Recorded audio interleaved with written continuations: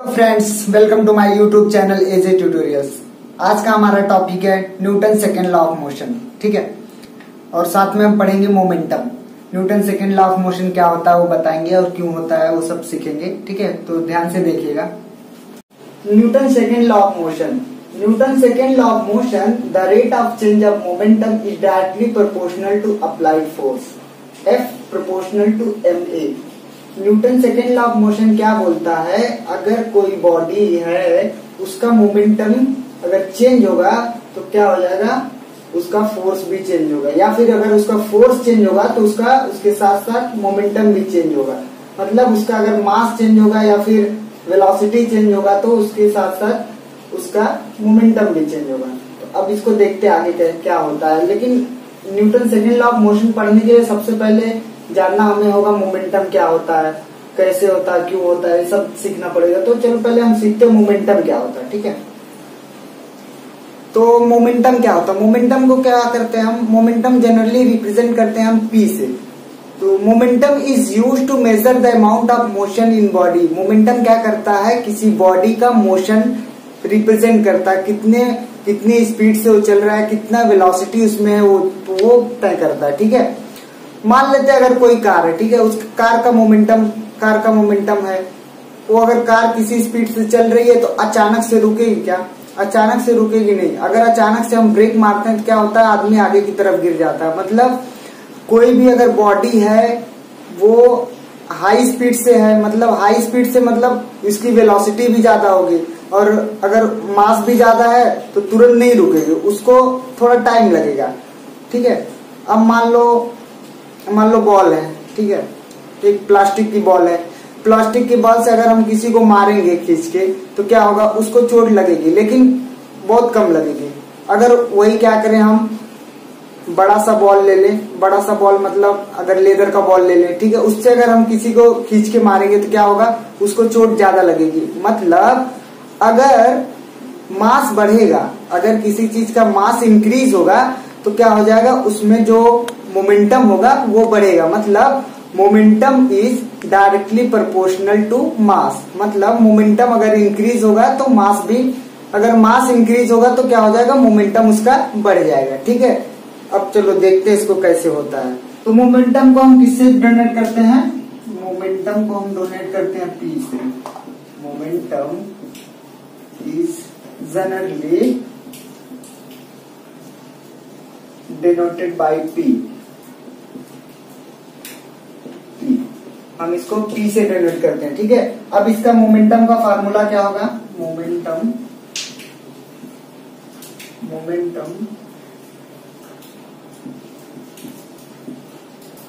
P equals to mass into velocity. ठीक है, मतलब P equals to m into v। ठीक, तो अभी हमने क्या देखा था एग्जाम्पल में, अगर मास इंक्रीज करेगा तो क्या हो जाएगा, हमारा मोमेंटम बढ़ेगा। मतलब when mass increases the momentum is also increases। मतलब अगर किसी चीज का मास बढ़ेगा तो क्या हो जाएगा, उसका मोमेंटम भी बढ़ेगा। मतलब F प्रोपोर्शनल टू m। ठीक है, पहले ये सीख लिया हमने। अभी क्या होगा, अगर किसी चीज का मास बढ़ेगा तो उसका तो मोमेंटम बढ़ेगा। ठीक है, लेकिन मान लो कोई चीज छोटी सी चीज है, जैसे बुलेट है, बुलेट तो छोटी, उसका मास तो बहुत कम होता है, लेकिन क्या होता है, जैसे ही छोटी सी बुलेट है, क्या होता है, अगर बुलेट छोटी सी है उसका मास भी कम है, लेकिन क्या होता है कि अगर इसको किसी आदमी को बुलेट से मारते हैं, गन से अगर बुलेट निकलती है तो जाती है, उसको क्या होता है, लगती है, ज्यादा चोट भी लगती है, कभी कभी क्या होता है, आदमी डेड भी हो जाता है। तो इसका मतलब अगर वेलोसिटी ज्यादा होगी, अगर किसी चीज की या किसी ऑब्जेक्ट की वेलोसिटी ज्यादा होगी तो क्या होगा, उसका मोमेंटम भी ज्यादा होगा। ठीक है, मतलब when the velocity of object increases, momentum is also increases। मतलब अगर किसी ऑब्जेक्ट की वेलोसिटी ज्यादा रहेगी तो क्या हो जाएगा, उसका मोमेंटम भी बढ़ेगा, मतलब F प्रोपोर्शनल टू V। ठीक है, अगर हम क्या करेंगे अगर दोनों को हम जोड़ दें, मास वाला और वेलोसिटी वाला, तो क्या हो जाएगा, मोमेंटम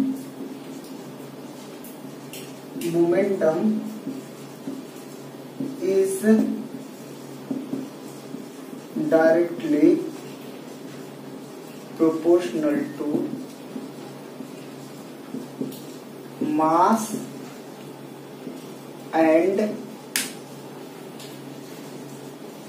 वेलोसिटी। ठीक है, मतलब F proportional to M into V। ठीक है, ये हो गया हमारा momentum. The rate of change of momentum is directly proportional to applied force and the change of momentum occurs in the direction of force. मतलब rate of change of momentum क्या होता है, वो भी डायरेक्टली प्रोपोर्शनल होता है किसके, कितना हम अप्लाइड फोर्स कर रहे हैं, किसी ऑब्जेक्ट पे कितना फोर्स हम अप्लाई कर रहे हैं, तो कितना मोमेंटम चेंज हो रहा है, उसको हम क्या बोलते हैं, rate of change of momentum. ठीक है, अब rate of change of momentum, rate of change of momentum equals to change of momentum upon time. ठीक, चेंज ऑफ मोमेंटम कैसे निकालेंगे वो देखते हैं। ठीक है, पहले मान लेते हैं कोई ऑब्जेक्ट है। ठीक है, कोई ऑब्जेक्ट है जिसका मास m है। ठीक, अगर हम इस पे कोई फोर्स अप्लाई करेंगे तो ये क्या होगा, पहले इनिशियल वेलोसिटी पे है। ठीक, अगर कोई फोर्स अप्लाई किए तो ये यहां से अगर यहाँ पे आ गया, ठीक है, ये मास यहां से यहां आएगा, तो ये क्या हो जाएगा, हमारा फाइनल वेलोसिटी हो जाएगा। यहां से यहां तक आने में कोई ना कोई टाइम लगेगा। ठीक, तो इसके साथ टाइम भी रहेगा। तो अभी हम क्या करेंगे, अगर फोर्स लगाएंगे तो मोमेंटम चेंज हो रहा है, m इंटू वी होता है, तो m इंटू वी क्या हो जाएगा, हमारा ये मोमेंटम ही है ना, हमने अभी मोमेंटम पढ़ा क्या होता है, P इक्वल टू, अभी हमने मोमेंटम पढ़ा P equal to m into V. ठीक, तो क्या हो रहा है, m इंटू यू इसलिए लिखा है क्योंकि ये इनिशियल वेलोसिटी हमने इसलिए u लिखा है, ये क्या होगा फाइनल वेलोसिटी इसलिए हमने v लिखा है। तो अभी m व्यू ये भी एक मोमेंटम बना, m v ये भी मोमेंटम है। तो अब क्या हो जाएगा, इनिशियल मोमेंटम मतलब जब फोर्स हमने अप्लाई नहीं किया था उस टाइम का मोमेंटम क्या हो जाएगा, m u। ठीक, m u। अब क्या हो जाएगा, फाइनल मोमेंटम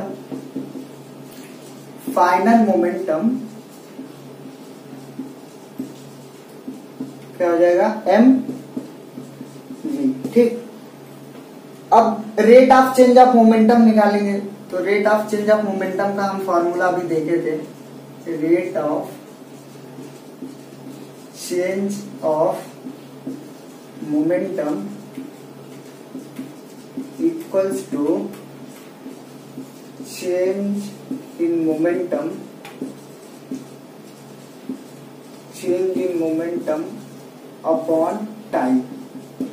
मतलब कितना मोमेंटम चेंज हो रहा, फोर्स अप्लाइड करने के बाद मोमेंटम कितना चेंज हो रहा, मतलब उसका मोशन कितना चेंज हो रहा है, या फिर उसको वेलोसिटी कितना चेंज हो रहा है टाइम के साथ। तो यही होता है हमारा rate of change of momentum. तो अब क्या हो जाएगा, rate of change of momentum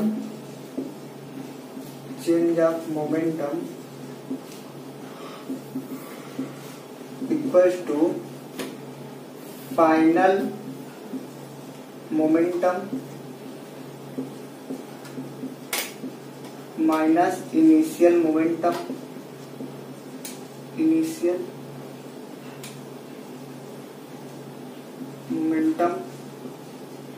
upon time.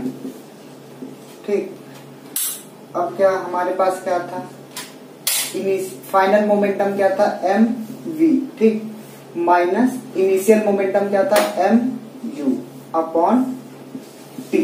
ठीक, ये हो गया rate of change of momentum, rate of change of momentum. अब क्या m कॉमन है तो हम कॉमन ले लेंगे m। ये क्या होगा, v minus U upon T. ठीक, तो ये है हमारा rate of change of momentum.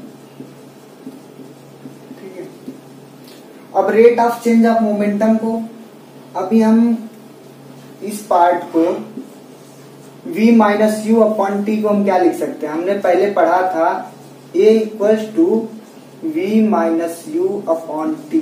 ये होता है एक्सेलरेशन का फॉर्मूला जो हमने पहले पढ़ा था। ठीक है, तो अब क्या हो जाएगा, rate of change of momentum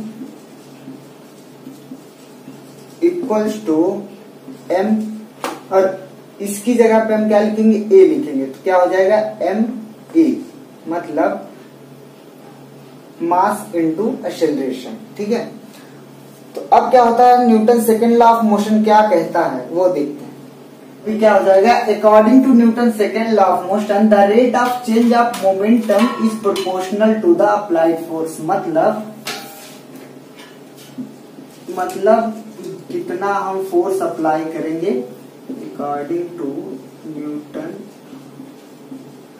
second law of motion, second law of motion is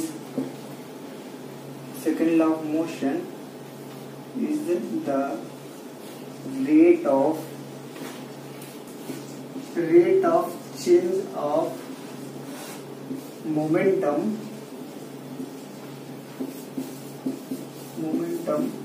is proportional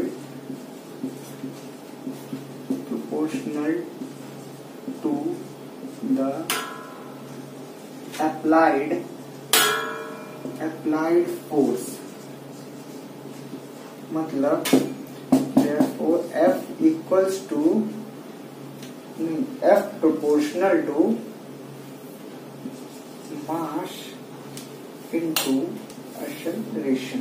ठीक है, इसका मतलब क्या हो गया, Newton second law of motion में क्या बोलता है, the rate of change of momentum is proportional to the applied force. कितना हम फोर्स अप्लाइड करेंगे उस हिसाब से हमारा मोमेंटम चेंज होगा। ठीक है, तो अभी इसको हम क्या लिखते हैं, F इक्वल्स टू, अभी प्रोपोर्शनलिटी का ये चेंज करने के लिए हम इसकी जगह पे के एम ए, ये क्या होता है, के क्या होता है, प्रोपोर्शनलिटी ऑफ कांस्टेंट। इसको हम क्या बोलते हैं, प्रोपोर्शनलिटी ऑफ कांस्टेंट,